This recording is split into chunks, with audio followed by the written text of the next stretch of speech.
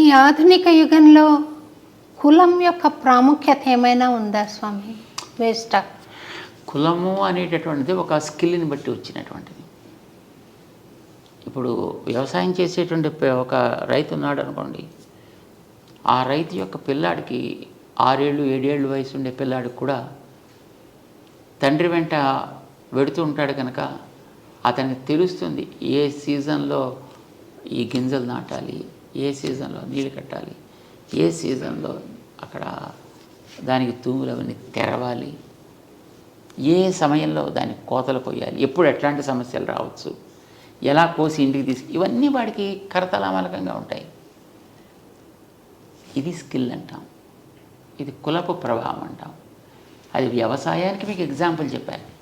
మీకు ఎంఎస్సీఓ లేకపోతే ఇంకోటి ఏదో అగ్రికల్చర్ ఎంఎస్సీ చేసిన వాడిని వెళ్ళి గింజలు నాటరా అంటే వాడికి నాటుడు రాదు, కోత రాదు, వాడికి ఇంకోటి రాదు, వాడు ఏం చేయలేడు. వాడికి చదువు ఉంది, వీడికి పొట్టనిండి అక్షరాలు ఉన్నాయి, కానీ చేతులకి మూమెంట్ లేదు వాడికి.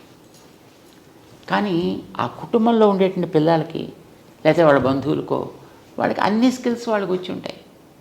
దాంట్లో వాళ్ళు ఎక్స్పర్ట్స్గా ఉంటారు. వీడికి బయట చదువు కూడా తోడైతే తాను చేసే పనిని మరింత వేగవంతంగా మరింత ప్రొడక్టివ్గా చేయగలుగుతాడు. కులాలన్నీ అలా వచ్చినవి. ఒక్కొక్కటి ఒక్కొక్క స్కిల్ని బేస్ చేసుకుని అవన్నీ కూడా వచ్చాయి. కానీ ఈ రోజుల్లో ఆ స్కిల్స్ అన్నిటిని కూడా మొత్తం పూర్తిగా దే పుల్ డౌన్. నాకు చాలా సంతోషం కలిగించిన విషయం స్వామి, మీరు ఇళయరాజా గారి కార్యక్రమం ఏర్పాటు చేస్తున్నారని. ఆయనకు అంత సంగీతం అబ్బింది. మనం అనుకుంటున్న అగ్రవర్ణాలకు చెందిన మనిషి కాదు. మీరు పిలిచారు, నాకు చాలా సంతోషం అనిపించింది. ఆయన అంతటి కంపోజర్గా నిరూపించుకున్నాడు అన్ని పాటల ద్వారా. ఇళయరాజా గారు ఒక వాద్య సంగీతాన్ని ఆయన అమర్చినట్లుగా ఇంకెవరు అమర్చలేరు స్వామి. అంత అద్భుతమైన కళ ఉన్న మనిషి ఆయన, టాలెంటెడ్ పర్సన్.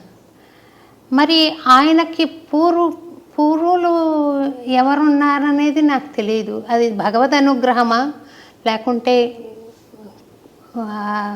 స్వయం కృషి అంటారా స్వామి?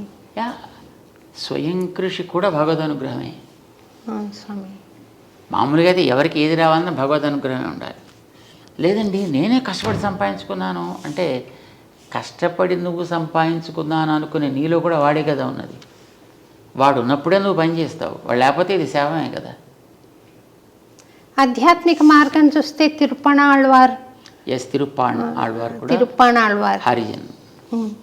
ఇప్పుడు మనం అనుకునే హరిజన్, కానీ ఆయన భక్తి పరమ భక్తుడు. అందుకోసమే భగవంతుడు ఆయన్ని తన దేహంలో కలిపేసుకున్నాడు. ఆయన తనలో అబ్జార్బ్ చేసుకున్నాడు. ఆయన గోదాదేవిని చేసుకున్నట్టుగా. అందుకే ఆయన మన వాళ్ళు ఆలయాల్లో పెట్టి అంత భగవద్గీతను పొందినటువంటి వ్యక్తి సామాన్యుడు ఎందుకు అవుతాడు? అతను జత శారీరకమైనటువంటి యోగ్యత తెచ్చి పక్కన పెట్టండి. ఆయనలో ఉండేటటువంటి భగవంతుడి యొక్క అంగీకారాన్ని దర్శించండి, ఆరాధించండి. అంచేత మన ఆళ్వార్లలో ఒకరిగా చేశారు. అదే ఎగ్జాంపుల్ మనకి తర్వాత రామానుజాచార్యుల వారి యొక్క గురువు గారు యామునాచార్యుల వారు కూడా అలానే ఒక దళితుడిని తన దగ్గర చేర్చుకున్నారు. తన దగ్గర ఉండేటువంటి మిగతా వైదిక విద్యార్థులతో పాటు ఈక్వల్గా అతను కూడా సంస్కారాలు ఇచ్చారు. ఆ ఫ్రెండ్షిప్ తోటే రామానుజుల వారికి గురువుగా ఉండే మహాపూర్ణులు అని ఆయన ఆ హరిజనుడి యొక్క చర్మ సంస్కారాన్ని తను చేశాడు ఆయన. సో కులాలు అనేవి ఉన్నమాట వాస్తవం, కానీ కులాలు పోట్లాట్ల కోసం రాలేదు. కులాలు అనేవి కళని పెంచుకోవడానికి కోసం వచ్చాయి.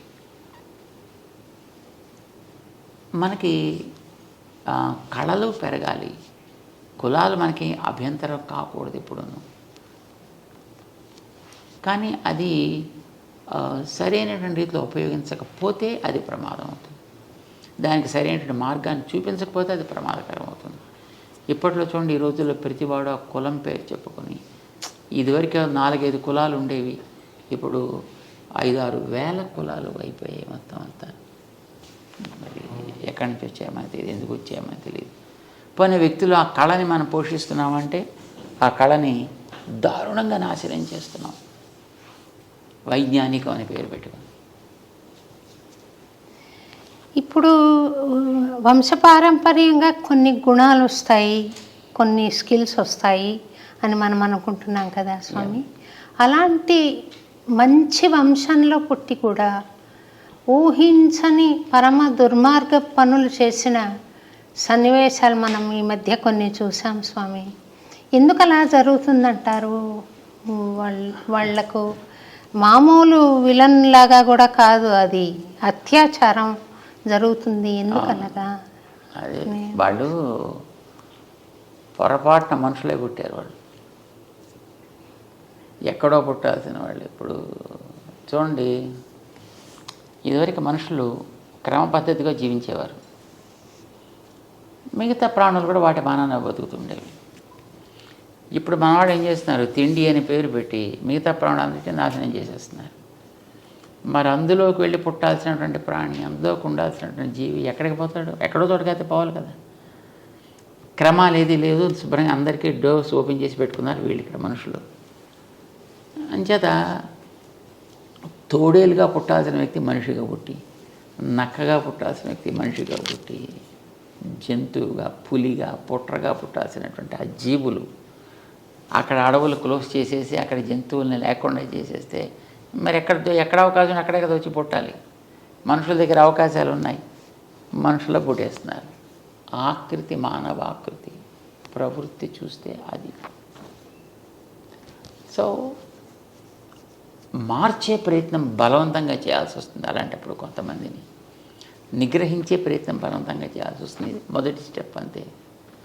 కానీ నిజమైనటువంటి రెండో స్టెప్ ఏంటంటే వాళ్ళకి కావాల్సిన సంస్కారాలు మనకి ఇవ్వగలగడం, అవకాశాలు సమానంగా ఎదగడానికి ఓపెన్ చేసి పెట్టడం. అది ఈక్వాలిటీ. రామాంజలో చేసిన పని అది. Keep opportunities open to everybody. దాంట్లో మన రిస్ట్రిక్షన్స్ పెట్టకూడదు. ఇప్పుడు ఈ కులం వాడికైతేనే ఇస్తా, ఈ లోపల ఉండేవాడికైతేనే ఇస్తా అలా చెప్పకు. ఇప్పుడు నీకు పట్టణాల్లో ఉండేటువంటి వాడు అన్ని రకాల ఎక్స్పోజర్స్ ఉంటాయి కనుక వాడికి త్వరగా విషయాలు గ్రహించే అవకాశం ఉంటుంది. అదే ఒక అడవిలో ఉండేటువంటి వాడికి, ఎందుకంటే వాడు తెలివైన వాడు కావచ్చు, కానీ వాడికి ఆపర్చునిటీస్ ఆర్ నాట్ దేర్ కనుక వాడు దాన్ని నేర్చుకోలేకపోతాడు. వాడు దానికి వాడు ఉండిపోతాడు. ఇక్కడ నీకు ఉండేటువంటి ఈ ఫెసిలిటీ వాడి కోసం అక్కడ క్రియేట్ చేసి అప్పుడు వాడు ఎలా ఎదుగుతాడు చూడు.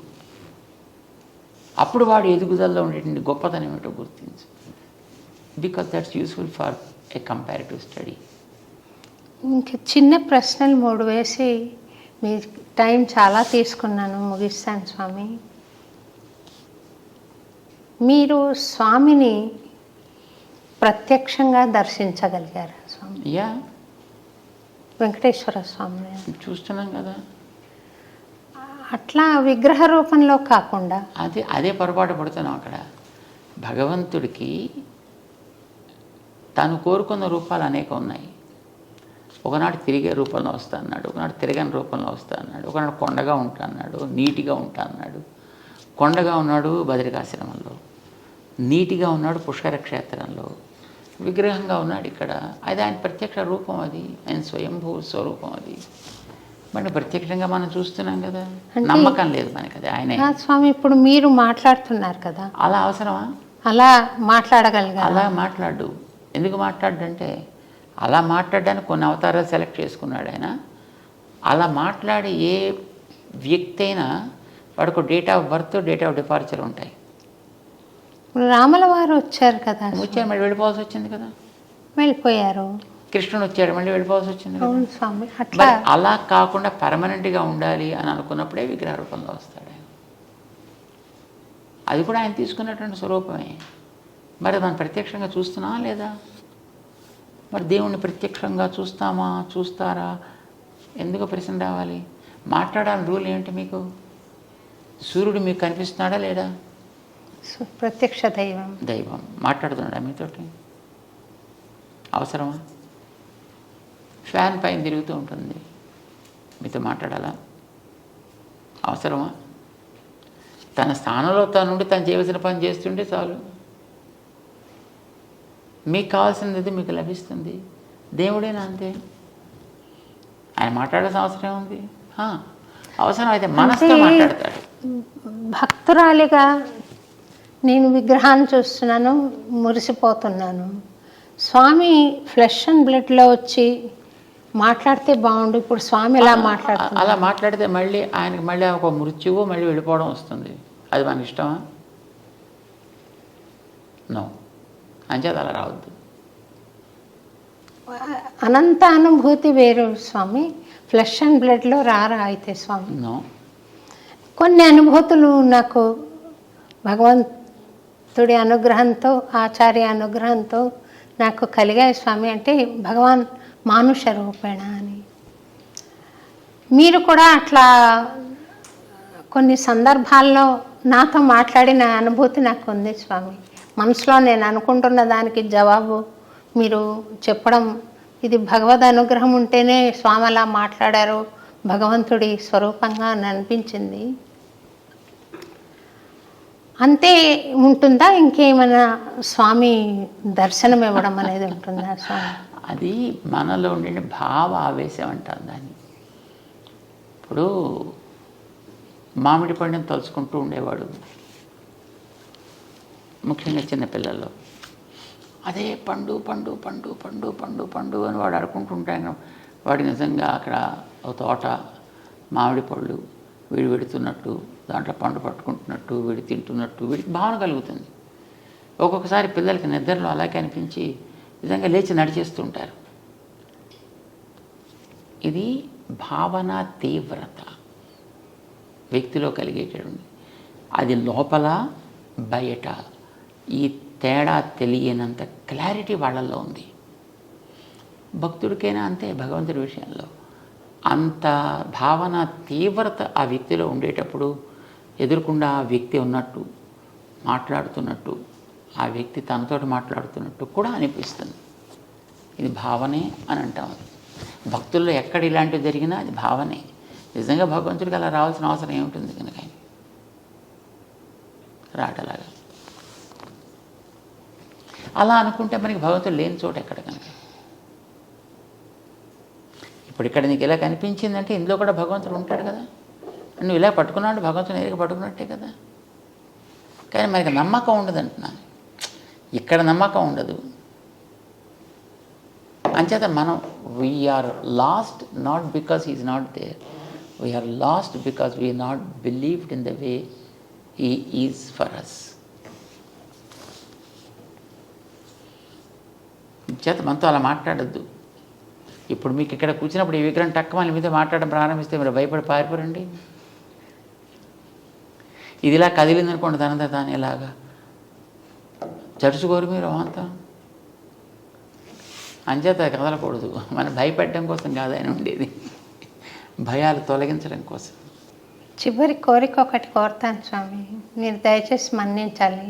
రైట్. ఒక అన్నమయ్య కీర్తన పల్లవి ఏదైనా మీ నోటంట వినాలని స్వామి, చిన్నది ఏదైనా. అమ్మో, మొత్తం మీరు మాట్లాడితే మీరు పొద్దున్నే కూడా అక్కడ